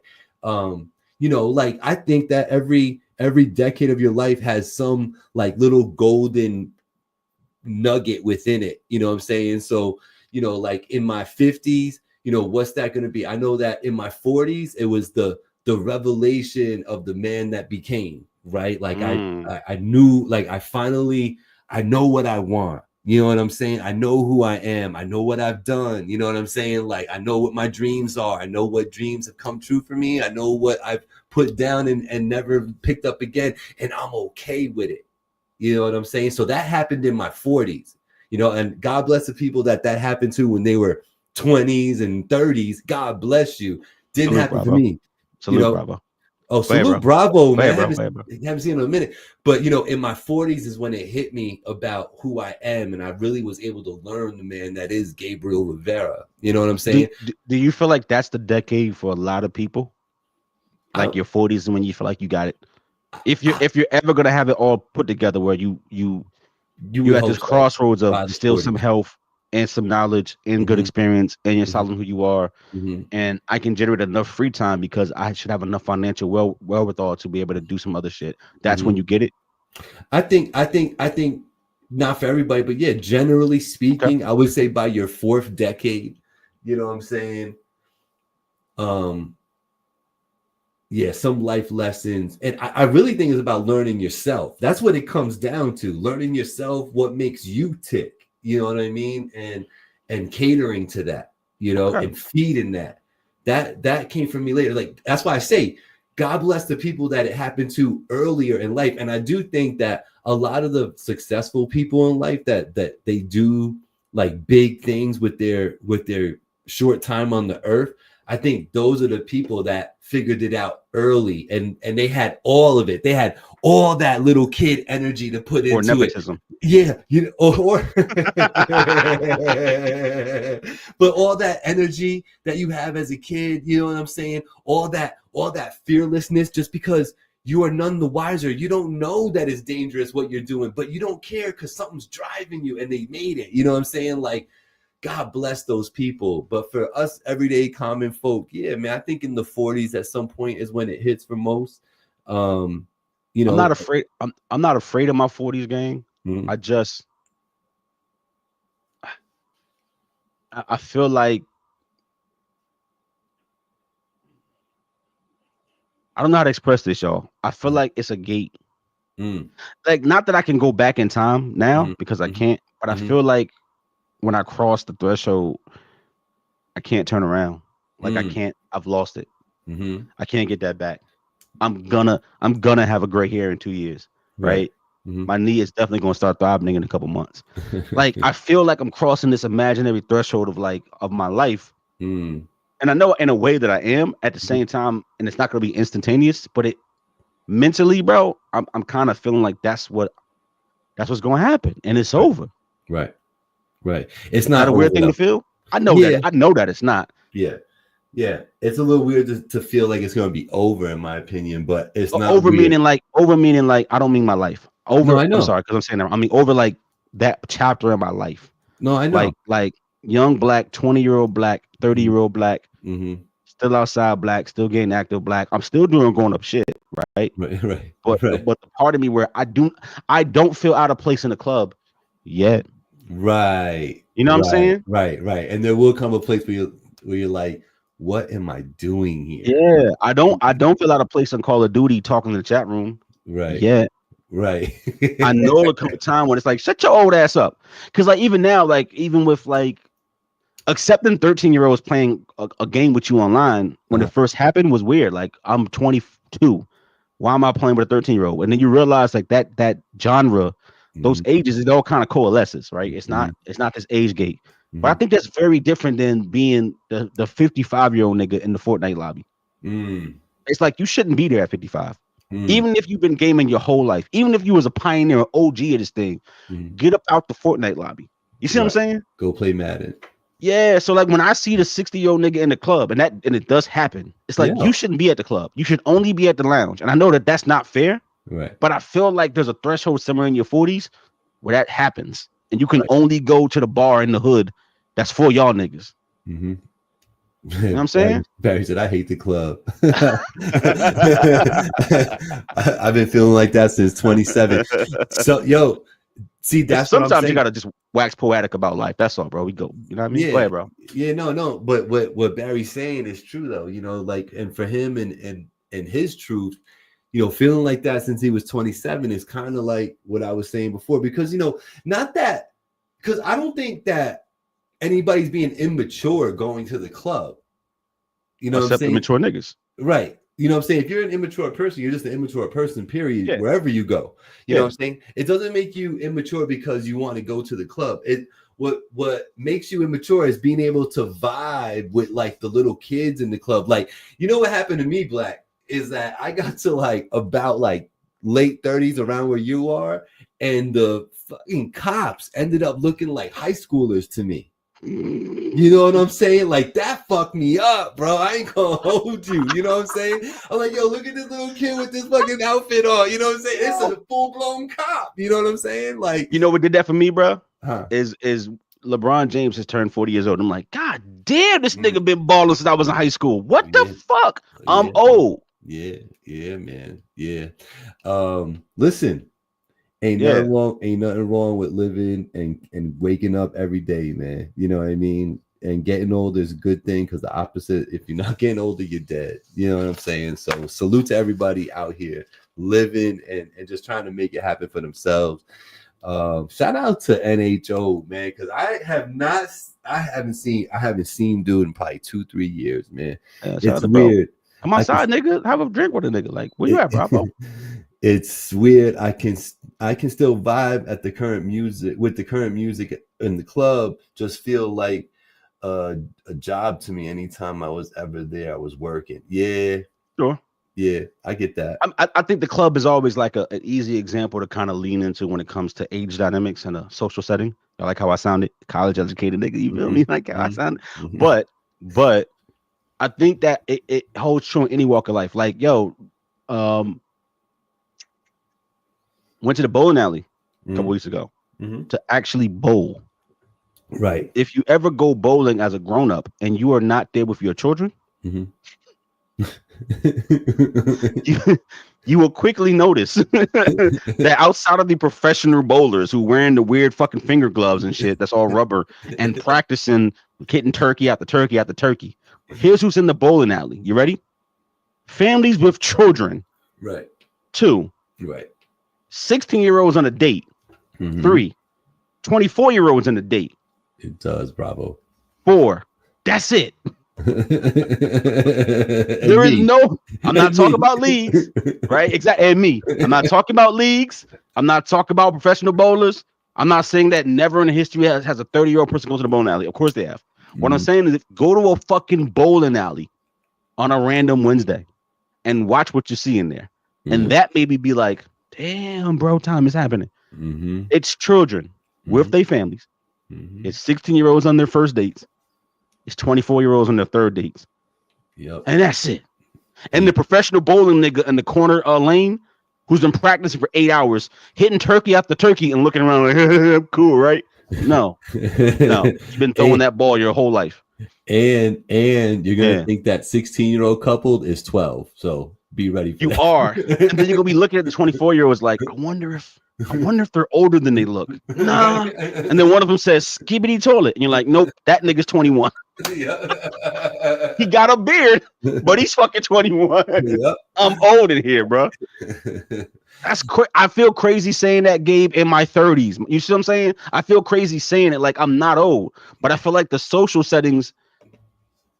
What is the transition? Like, do I gotta go be bored now? Like, do I gotta go to the museum and only the museum and Terrace Lounge and Who's Sports Bar and the spots for the old head? I gotta only go there. I can't do anything else that I thought was fun last year. Right. Man, you know, yeah, real nigga shit. It because I'm telling you, salute to people and all of us getting up every morning, man, getting older. But this is what comes with it for sure. You know what I'm saying? And like, I'm looking forward to it, Black. You know what I mean? I think one of the things that's kept me putting one foot in front of the other and just so curious about the future is basically my approach to it. I'm for as cautious as I want to move and making sure that my path is set up and all that, I'm pretty open-minded and a good freestyler. You know what I'm saying? And like, I feel like that has proven to get me very far in life, just being able to legitimately go with the flow and kind of make it work. You know what I'm saying? And yeah, hey, I'm not sitting on a mountain of money. I don't have 3 or 4 homes and shit that I'm renting and all that, but I do. I'm comfortable. I'm happy. Fuck which I'm broke, nigga. I'm comfortable. Yeah. I'm happy. You know what I'm saying? My bills are paid. Nobody's knocking down my door for money. You know what I'm saying? Like, so I don't know, man. I do appreciate life. I think more now. I think that I'm not such a daredevil anymore. You were asking me earlier about what the changes are in the perspective, and I think that's part of it. Like risk aversion, of course, for sure that. And then because of the bravado and just manhood and just testosterone, it always comes up about getting like physical and what would happen and this and that. And when I hit a certain spot where I was like, I don't really want to fight anybody. Like, you know what I'm saying? Like, you know what I'm saying? Like, I get how you're saying it, bro, but you shouldn't want that in the first place. Like, period. You know what I'm saying? I don't really want to fight. Like, you know what I'm saying? Like, kill none, let none die. And like, I'd rather help you and like, you need a sandwich or something. You hungry? Is that why you're so angry? You know what I'm saying? Like, but I keep saying to everybody, like, yo, I got like one good mean ass like right hook left in me. So like, don't receive that one. Hold up. You think you got it in you until you throw that bitch and a nigga eat it and look at you and just flex. So you think you got it. I'm telling you right now, you don't no more. That's not a shot at Gabe. You just ain't got it. Y'all niggas that think y'all got it, y'all don't got it no more. What you mean? Them like young niggas gonna pack you up. You mean like Ish from JBP? Yeah, he talking that them young niggas gonna pack you up, son. I don't care how thug you used to be. You getting packed up by a nigga 25 years younger than you with muscles. It's just gonna happen. You getting packed up. Don't do it. Don't hurt your back. Don't hurt your knee. Don't have your lady calling the cops. Like, just chill. Stay out the way, folk. Stay out the way. You getting packed up. I wish I could say he was lying, but all right. I'ma try. Rob said, I got some kids you can borrow. Bro, I got my own. Like, that wasn't even an issue. I was just trying to be outside, having a good time. I said, yo, I ain't bowled in a long time. Let's do bowling. I went bowling. It was flooded. Everybody there was 27 and younger. Yeah. And it wasn't on a Saturday. I would expect that. I know not to go to certain spots on certain days. All right? Be real with me. But on a Wednesday? Go ahead, bro. Be real with me. Be real with me. What's up? Talk about it. The next day. Yeah. The next day at the bowling. How did my back feel? Did your fingers and your arm hurt? My fingers is fine because I'm used to doing this. You feel me? But my back was a mess. Yeah, I mean, look, my back made a mess a whole lot longer than playing bowling. So I knew what the energy was gonna be. I was trying to get it in. These things still work. I know I was trolling about the kids. I got you, bro. Yo, listen, bro, you also not a 50-year-old man yet. And I'm not knocking 50. Not saying that. I'm just saying, like, y'all gotta stop. Right? Like, I feel like I'm probably about right there on the precipice of where you could still be like, I'm an older nigga, and I will still pack you up legitimately. I'll pack you up legitimately, right? But in like 5 years, I know the difference. I know that these niggas is really outside. You know what I mean? I'm really pushing P in my 40s. Like, no, nigga, it's over. Black, shut up. You not him no more. And it's all blick talk. I'm not even trying to pack you up. I know better. You're gonna give me the work. That's cool. I don't care if I got muscles. The stamina don't hit the same. Ain't nothing you can do. Ain't no many treadwheels. You know what I mean? Uppers, downers. Ain't enough weights in the world to give you the cardio of a 21-year-old. So miss me with that shit. You're getting packed up. So yeah, here's what it is. If you 50, you don't gotta pack nobody up. Jim Jones doing interviews talking about packing niggas up. You never gotta say that, gang. You passed that. I want to see him and Cam go at it in the boxing ring. Yeah, I'm saying at that point, he's 48, 49 too, right? So like at that point, Jimmy, embrace who you are. You shouldn't be trying to pack nobody up. I don't want to see you get packed up by a 22-year-old unknown nigga, because that's what's gonna happen to you. Stop it. Shout out to Big Face in the building. I see Mr. Catchback back in the building. Farkas is like, yo, I got a family to take care of. I ain't fighting nobody. I got to back my own knees up. Like, exactly. Yo, it's shit type shit. And you're right, bro, about the cops looking like kids. You know what's helped me with my transition. And I feel like it is a transition for me. Pause. Define this transition. We in that day and age where you talking about transitions now. Yeah, you're right, dog. Pause. I'm not talking about transmissions, y'all. No stick shift. You no stick shift. Automatic. You know what happened organically? Where like I tell you, like now feeling like a fish out of water. Like I go outside and in these spots. If I put pen to paper and if I put my voice on a beat, I don't sound washed up. I don't sound old. I don't move in that way. I know I'm not old, y'all. Just fuck with me. I know I'm not out of my prime yet. I'm still in it. I'm at the end, but I'm still in it. And I feel that and I know that. But I talk about like going to a spot, and some spots you go to right now as a club example, them niggas in this 24. I got a decade on them. When I walk in the room, big bro, big cuz, what's up? OG. Like, nigga, I'm in my 30s. Fuck you talking about? You the OG, the big homie. Copy. I respect it. I get where they coming from. I feel like a fish out of water. I still like this music. I feel in that bop. I still look good at my age. You feel me? I don't look fucking packed up. So like, I don't feel like I'm out of that era yet. Like not mentally, but I mean like I can't maneuver in these spaces. I feel like I can. But work, because I've grown in work, it happened organically and didn't feel weird. And even today, I had multiple conversations with different employees at different levels underneath me, right? But from my managers who report directly to me, right, to like the frontline workers who were like 3 levels below me, right, in my chain of command. And I was talking to many different ones of them today, doing one-on-ones and all types of shit. And at the end of the day, my last conversation with this young lady who's, how old is she now? 24. And like I gave her first job. I've been mentoring her while she's been in college, and she finished her degree and then went to go get a master's. And she just bagged the master's. She's doing a capstone project. She's gonna be done in May. She's gonna be graduating, right? Thankful, tears on her face, the whole 9 yards. Parents so proud of her, kind of doing that. And she just said, on some G shit. She was like, yo, thank you for mentoring me, for believing in me, for pushing me when I made, young choices, and I would, stayed out too late. I'm thinking my schoolwork done, because I was a nigga checking her work every Thursday. Like, bring your work. Let me show what you're doing in school. Let's talk about the topics. Like, I was active mentorship, not just being an old nigga. You feel me? And she was grateful that. And she was in my office today just crying on the phone with her parents, talking about shit because she did an application to graduate and they got accepted, right? So we're having this moment. And I was like, talking about this with you today, bro, it didn't feel weird being in that place. Like, I accepted becoming the nigga, becoming the person, becoming the leader. Because once again, I'm not like this at work. It's very different. It's a very different Black. This is a character, y'all. But I've embraced the mentorship, the big bro role, the boss role, the giving to the next generation role, and it happened effortlessly. It didn't feel weird. I didn't wake up one day and say, yo, I'm in charge. You know what I mean? It just kind of happened.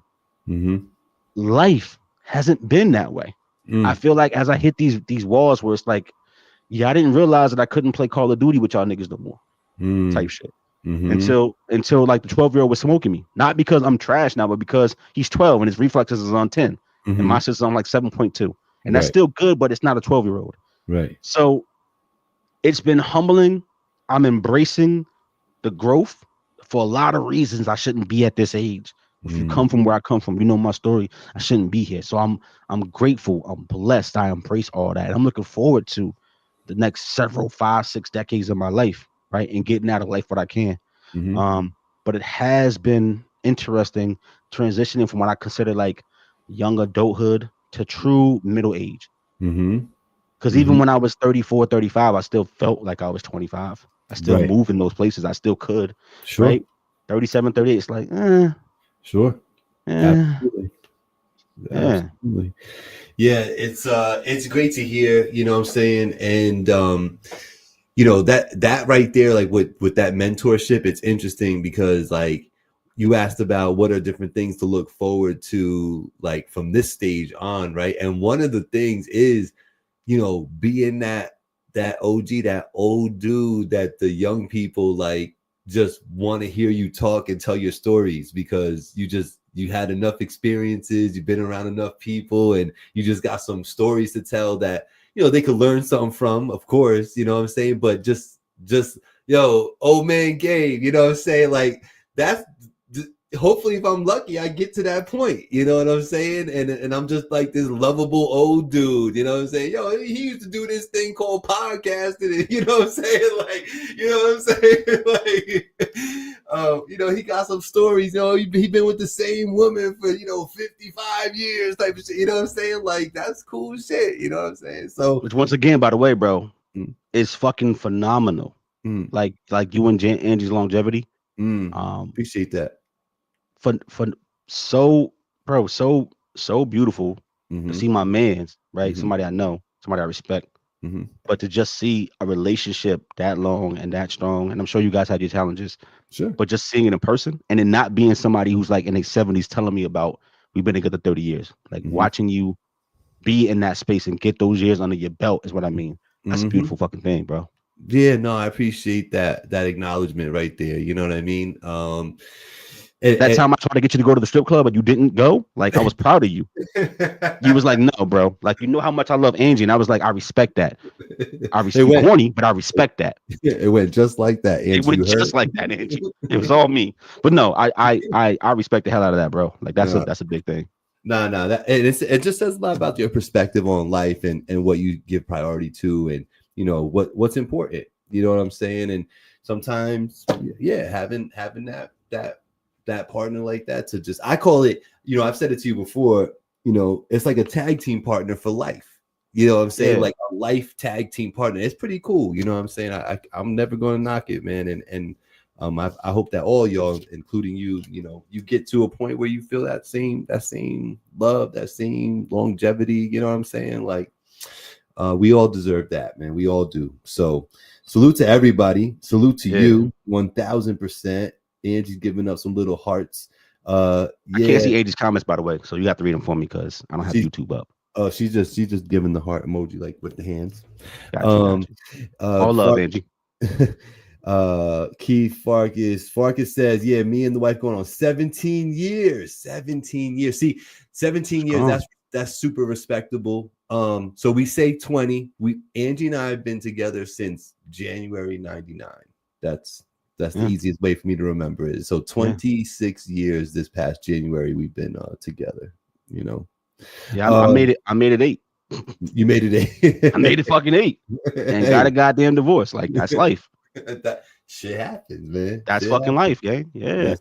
But on to do beautiful things. You know what I'm saying? So it's just another chapter. That's all that is. Yeah, man. So in closing, because I'm tired, because I'm old.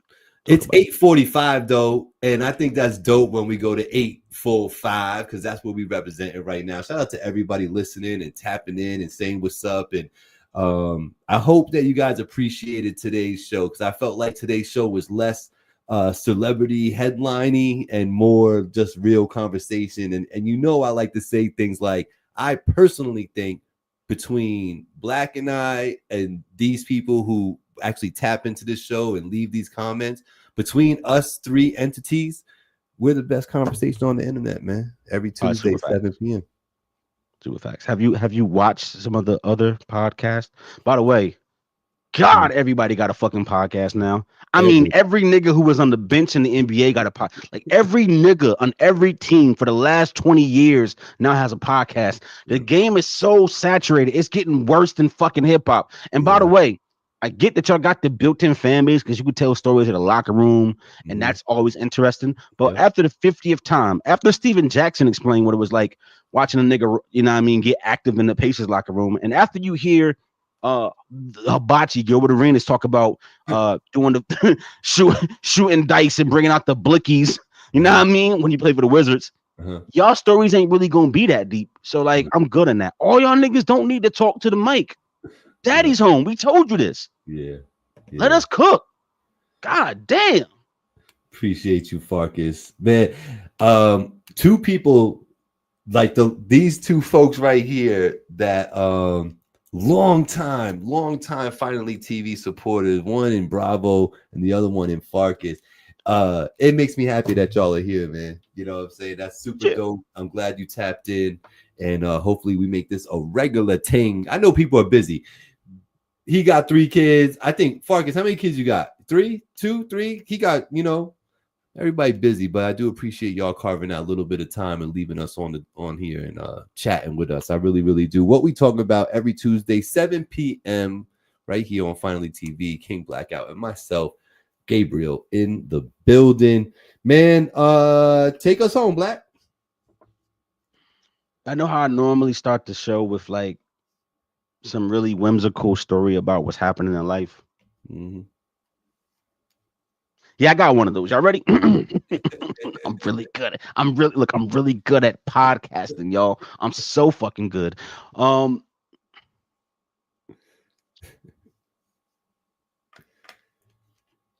watched a video, and actually, I'm gonna end on a down note. I'm sorry, but I do want to talk about it.